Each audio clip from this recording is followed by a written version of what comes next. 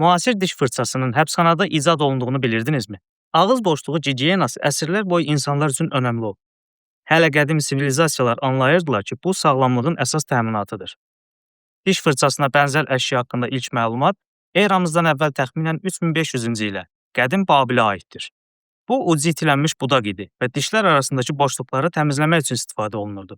Yunanlılar və Romalılar daha çox lələkdən istifadə edirdilər. Müasir diş fırçasına az-çox bənzəyən alət isə 15-ci əsrdə donuz tükündən istifadə edilməklə Çində ixtira olunmuşdu.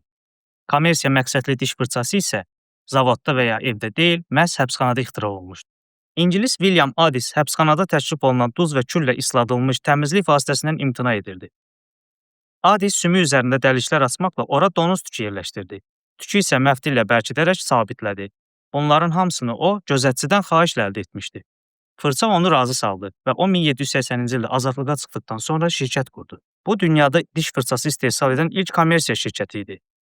Biznes dərhal uğur qazandı və 28 il ərzində William Addis böyük sərvət topladı. Vəfatından sonra isə oğlu bu şirkəti idarə etməyə başladı.